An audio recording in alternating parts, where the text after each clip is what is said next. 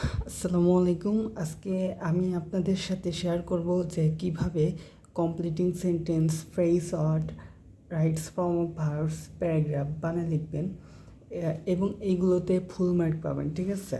তো প্রথম যে কাজটা করতে হবে সেটা হচ্ছে যে কোনো প্যাসেজ অর্থাৎ যে কোনো কিছু আপনি প্রথমে রিডিং পড়বেন 5 থেকে 10 বার বা তার বেশি। ঠিক আছে? যেমন আমি ধরেন যে এখানে একটা উইদাউট কুলাজের নিছি, একটা প্যাসেজ, এইটা আপনি রিডিং পড়বেন প্রথম। দ্বিতীয় যে কাজটা করবেন সেটা হচ্ছে এখান থেকে যে কিছু ওয়ার্ড ফ্রেজ খাতায় লিখে নেবেন, লিখে এগুলো আর কি প্র্যাকটিস করবেন। যেরকম আমি যদি বলি, এই যে এখান থেকে এতটুকু খাতা লিখবেন, লিখে এইটার মিনিংস কি এটা পড়বেন। তারপরে ধরেন যে এখানে এতটুকু, মানে একটা ওয়ার্ড না, আমি যদি বলি একটা সিঙ্গেল ওয়ার্ড, এটা মুখস্থ করবেন না, আপনারা হচ্ছে 2-3টা ওয়ার্ড একসাথে নিয়ে এটা খাতা লিখবেন, লিখে এটার মিনিংস আপনি মুখস্থ করবেন। ঠিক আছে? করে এইগুলো আপনার প্যারাগ্রাফে কাজে লাগবে। ঠিক আছে? প্যারাগ্রাফে বিভিন্ন জায়গায় ইউজ করতে পারবেন। ঠিক আছে?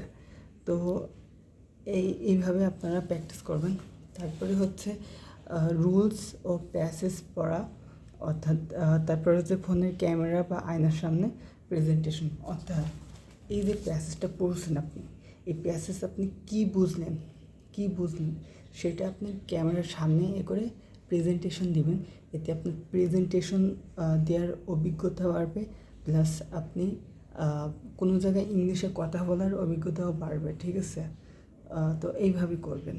তারপরে হচ্ছে প্রতিদিন আগের পড়া। ধরেন আপনি গত দিনে এইটা পড়ছেন, আজকে যখন নতুন পড়া পড়বেন তখন আবার এই প্যাসেজটা সম্পর্কে 2-1 বার প্রেজেন্টেশন দেবেন ক্যামেরার সামনে। ঠিক আছে? এইভাবে করবেন। আর কমপ্লিটিং সেন্টেন্সের বেসিক রুলস হচ্ছে, এক পাশে প্রেজেন্ট থাকলে অপোজিট সাইডে হয় ফিউচার টেন্স লিখবেন, বেশিরভাগই ফিউচার, এবং এটা হয় এই যে সাবজেক্ট প্লাস ক্যান, মি, এগুলো অর্থাৎ মডাল ভার্বে হয়। ঠিক আছে? আর তারপরে পাস্ট যদি হয় এক অংশে, তার পরবর্তী অংশ পাস্ট ইন্ডিপেন্ডেন্ট হয় সব থেকে বেশি, এটা ইম্পর্টেন্স। ঠিক আছে? এটা তারপরে পারফেক্ট এটা থাকতে পারে। তারপরে এই যে subject plus could plus be on, এটাও থাকতে পারে, মানে এটা হয় অর্থাৎ এটা আর এটা, এই দুটো হয়। আর এটা থাকতে পারে, অপশনাল হিসেবে থাকতে পারে। ঠিক আছে? তো তারপরে এই যে আরেকটা বিষয় বলি, যে এক পাশ পাস্ট হলে, ঠিক আছে, এক পাশ যদি পাস্ট হয় অপোজিটও পাস্ট হবে। যেরকম আমি এখানে যদি একটা বাক্য লিখে যে I worked, I will win, এইভাবে হবে না। ঠিক আছে? এইভাবে দিলে কাটা। এখানে কি হবে, এটা রাইট করার জন্য এখানে উড দিতে হবে। ঠিক আছে? উড দিলে এটা রাইট, অর্থাৎ দুই পাশে, যদি এক পাশে পাস্ট হয় দুই পাশে পাস্ট হবে। কেন পাস্ট হয়? কারণ আপনি দেখেন, ধরেন আপনি 5 মিনিট আগে কারোর সাথে ফোনে কথা বলছেন, সময়টা হচ্ছে ধরেন 5টা 15, এই 5টা 15 ব্যাক করে আপনি 5টা 10-এ কখনো যাইতে পারবেন না। ঠিক আছে? এই অতীত থেকে আগাতে পারবে না। ঠিক আছে? এই জন্য আমাদের কখনো এই প্রেজেন্ট টেন্স আর পাস্ট টেন্স এটা মিলানো হয় না। তবে কিছু কিছু জায়গায় হয়, যেটা হচ্ছে কল্পনা, অর্থাৎ কল্পনার ক্ষেত্রে। ঠিক আছে? যেরকম আমি যদি রাজা হতাম, এই ধরনের ক্ষেত্রে। তারপরে সে এমনভাবে কথা বলে যেন সে পাগল, মানে এই ধরনের যখন আমরা কাল্পনিকভাবে ভেবে নিব, তখন আমাদের এই টেন্স প্রেজেন্ট আর পরবর্তী পাস্ট হবে। ঠিক আছে? প্রেজেন্ট পরবর্তী পাস্ট হবে, মাথায় রাখবেন।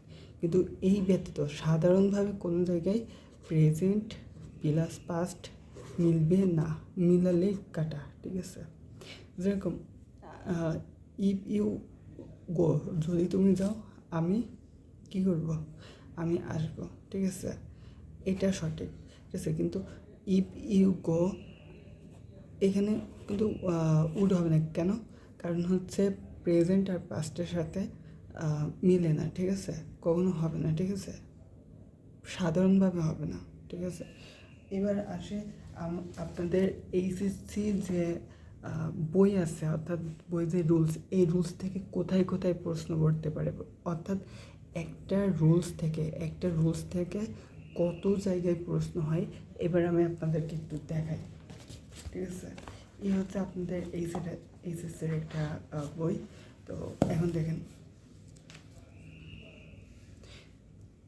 ধরেন আমি হচ্ছে অ্যাজিপের কথা বলি, এই যে অ্যাজিপ, ঠিক আছে, অ্যাজিপে প্রথমে কোথায় পড়ছে, এই দেখেন, প্রথমে হচ্ছে কমপ্লিটিং সেন্টেন্সে অ্যাজিপ আছে, ঠিক আছে। এবার দেখেন ফ্রেজ ওয়ার্ডেও আছে সেম, এই দেখেন এটা হচ্ছে ফ্রেজ ওয়ার্ডেও অ্যাজিপ আছে, ঠিক আছে। তারপরে দেখেন আমি আপনাদেরকে একদম প্রুফ সহকারে দেখাচ্ছি, দেখেন এটা একটা অর্থাৎ একটা প্যাসেজ, এটা হচ্ছে ফ্রেজ ওয়ার্ডের, এখানেও কিন্তু অ্যাজিভ আছে, ঠিক আছে, এটা মাথায় রাখেন, এই যে অ্যাজিভ, ঠিক আছে। এইখানেও দেখেন, এখানে কিন্তু অ্যাজিভ আছে, ঠিক আছে, এক জায়গায়, ঠিক আছে। এবার দেখেন কমপ্লিটিং সেন্টেন্সে,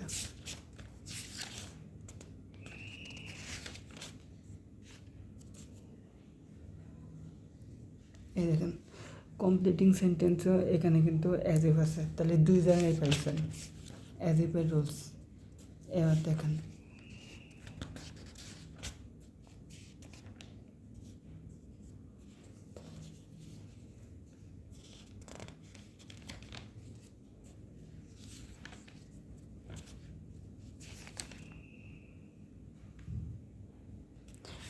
এইখানে একটা, এটা রাইটস ফ্রম অফ ভার্বসের, ঠিক আছে, রাইটস ফ্রম অফ ভার্বসের, ওকে। এবার আমি দেখাবো হচ্ছে ইউনিভার্সিটির যে অ্যাডমিশন বই, সেখানে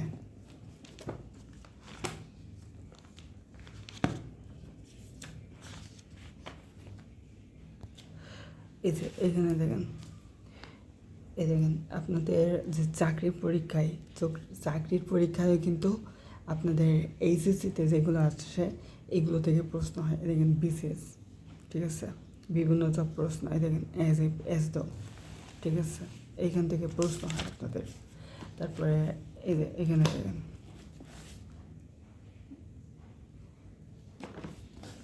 এই যে আপনাদের যে ইটিস আইটেম, এখান থেকে, অর্থাৎ এইচএসসি যতগুলো টপিকস আছে সব জায়গা থেকে প্রশ্ন হয়। এখন দেখায় একটা বিষয়, সেটা হচ্ছে আপনার ভার্বের জায়গায় যদি ড্যাশ দেয় তাহলে এটা হবে রাইট ফ্রম অফ ভার্বস মানে কি, ভার্বের সঠিক ব্যবহার। এখন একটা অংশ দিয়ে ধরছে ইফ ইয়ে গ, ঠিক আছে, গে লম্বা থাকতে দিল, এটা কমপ্লিটিং সেন্টেন্স, তার মানে সেন্টেন্সটা কমপ্লিট করা, ঠিক আছে। আর আমি যদি এখান থেকে ইফ ইউ গ, এবার হচ্ছে ইউ, এখানে ড্যাশ দিয়ে কলেজ দিলাম, সাপোজ কলেজ দিলাম, হ্যাঁ, তাহলে আমি এখানে যদি ধরেন সাপোজ এখানে ধরেন you take you will take notes, ঠিক আছে, ঠিক আছে। তাহলে এই যে ভার্বের জায়গাটা, এটা হবে রাইটস ফ্রম অফ ভার্বস, আর এক অংশ দিয়ে আর এক অংশ উঠাই দিলে এটা হচ্ছে কমপ্লিটিং সেন্টেন্স, আর যেটা মেন টপিকস এর নিচে দাগ দিলে হয়ে যাবে ফ্রেজ ওয়ার্ড, ঠিক আছে। এটা মাথায় রাখেন, ঠিক আছে। সো আজকের ক্লাস হচ্ছে কীভাবে কী করবেন, কীভাবে পড়বেন, কীভাবে না পড়বেন, একটা রুলস থেকে কত জায়গায় প্রশ্ন হয় এগুলো শেখালাম।